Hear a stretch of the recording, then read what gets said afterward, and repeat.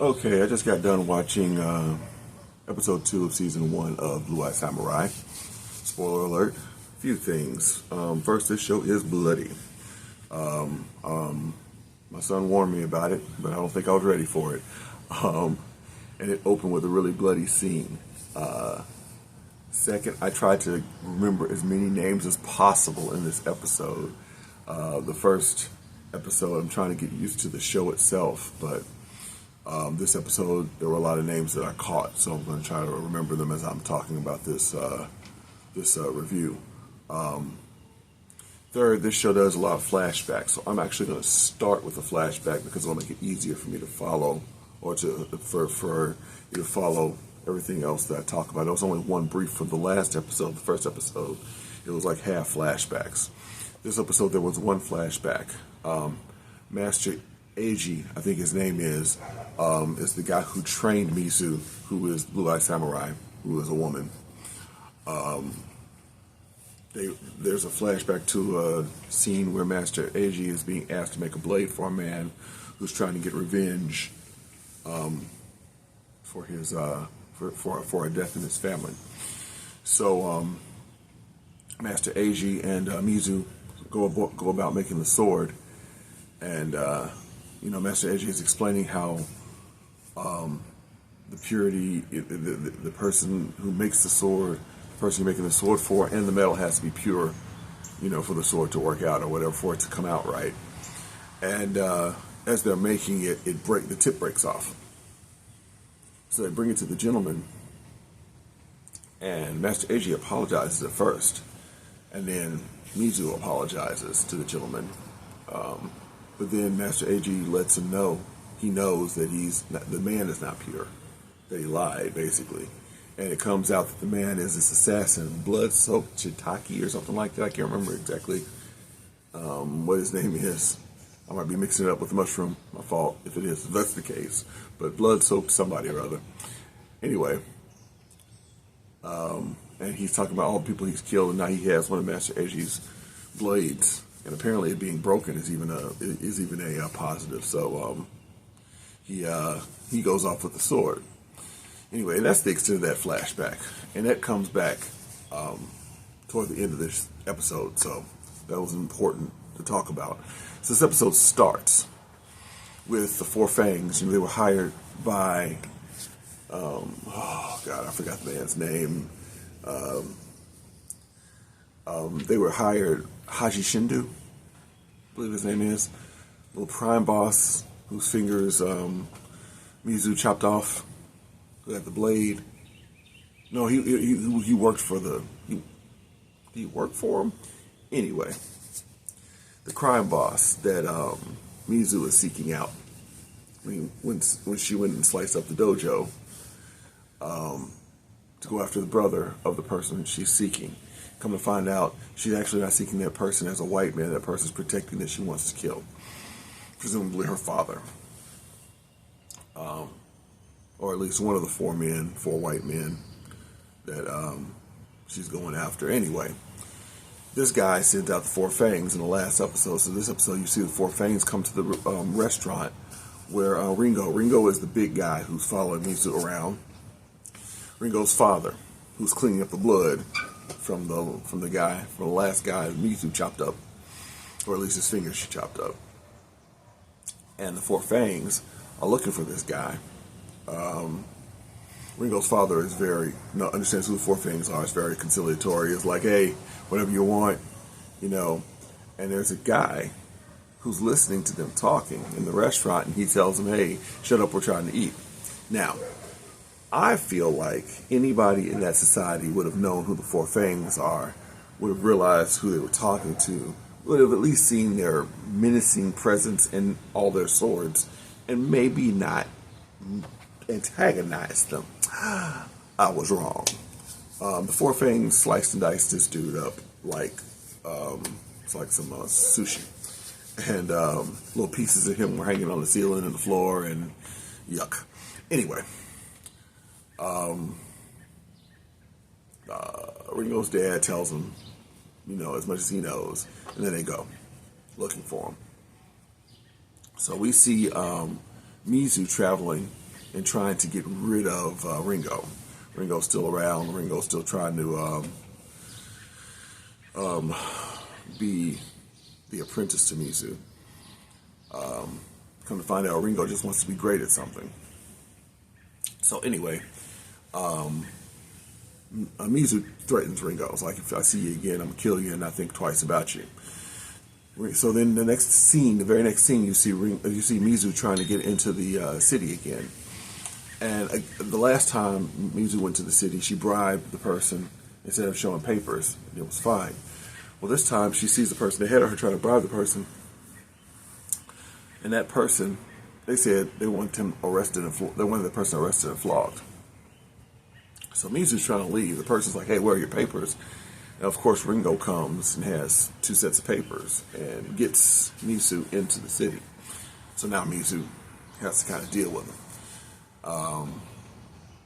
So they're traveling into the city, and there's a huge festival going on. Mizu has to wait a day to train to travel. They have to travel by boat to get to this person that Mizu's trying to get to. It's a brother. But they have to wait a day because there's a festival going on and nobody's doing anything during this festival. So Mizu wants to train. Mizu tells Ringo, go have fun in the city. And, and actually stay forever if you want to. But Mizu goes off to train. Ringo goes off into the city to have some fun. Meanwhile, Taigen, the young guy from the beginning of the first episode when they were children, when Mizu was a child that was antagonizing Mizu, who became back, who they showed fighting he was the last person that Mizu fought in the dojo and basically scalped him. Is still being tortured by the fact that he was scalped. So he's talking to his girlfriend Akemi, who talked to her father into letting her marry him. And interesting scene. This show is very graphic. She is trying to encourage him that he can fight Mizu because the fight was dishonorable. It was an attack, not a fight. And if he goes and fights Mizu, then he can get his honor back. She does all this while she's having sex with him, ostensibly for the first time. She throws him down, jumps on top of him, has sex with him, and then he gets up and leaves. And he's like, I got to go find this person. She's like, we're supposed to be getting married. And first he's like, first of all, your father's not going to let me marry you now. Second of all, I've got to find this person so I can get my honor back. So he takes off, and she's deflowered now. So you then see Akemi called by her father to dress up and come to this place where she is offered as the bride of another man, which she doesn't want to do. She's really upset about. Seki, who is her father's right-hand man, and who raised her, it seems like. He makes a comment that he used to brush her teeth. She kind of confides in him that she doesn't want to do this, and she's trying to run away. Seki goes with her. So you kind of end with her and Seki running off, so she doesn't have to get married. And we'll see how that goes. Cut back to Ringo. He's in the city. Festival's going on, and apparently there's the stick they throw in the water during this festival. Whoever comes up with this stick gets their greatest wish come true. There's another woman who's talking about wanting a husband.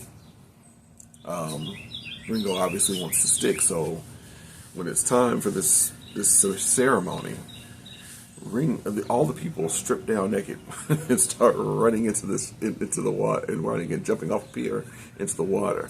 So Ringo joins them. And again, this show is graphic. They showing everything, so it's really not what I was expecting. But my son warned me about the violence, but not about the nudity. It's all fine. Anyway, it's just not what I expect when I, as an American, I watch animation, and there's not a lot of animation like this in America. But it's a real adult show. It's just animation. So anyway. It just takes some getting used to. Anyway, as this festival is going on, the person throws the stick into the water, and of course, after some fighting, and for a second I thought they might drown him, Ringo was in the water for a while, he comes up with the stick. So, and as he's talking about what he wants, as they're talking about what they want, he says, "I just want to be great at something." Oh yeah, cut back right before that, he ate some noodles and they were spectacular. He was like, "These are like the greatest noodles ever," and the person who served it to him was like, "These are the second best noodles ever." So he tasted someone else's noodles who were better, and he's like, "My noodles are like crap compared to these noodles. I'm not even as good as." He thought he was the greatest noodle maker ever, and he's like, I'm not even great at what I thought I was good at. So he's like, I just want to be great at something. And that's the wish he had when he jumped into the water. I just want to be great at something. And he came up with the stick, and the ceremony says that if you come up with a stick, then your biggest wish will come true. So we see how that goes. This episode ends with the Four Fangs finding Mizu, who's meditating. And at one point, Mizu's kind of leaning with her back against a tree, and she says, "Let me go just watch the fun." I guess she just decided to relax. And just as she comes up, a blade comes through the tree.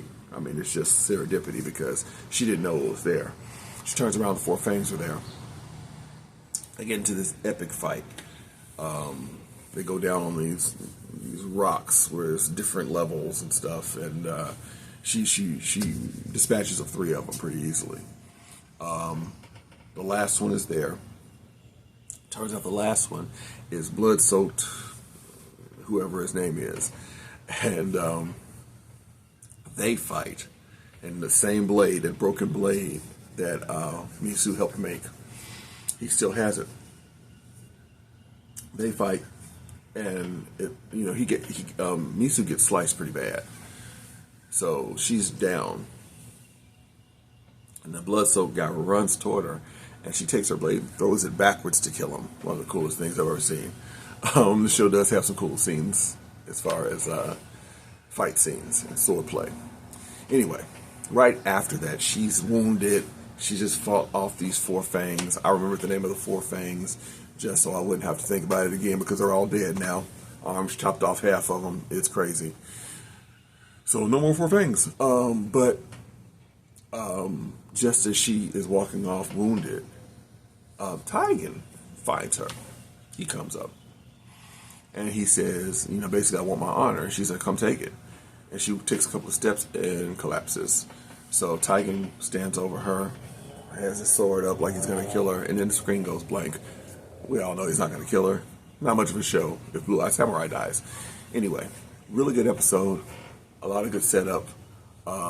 I feel more oriented with this episode. The first episode was very disoriented because I didn't know any of the characters.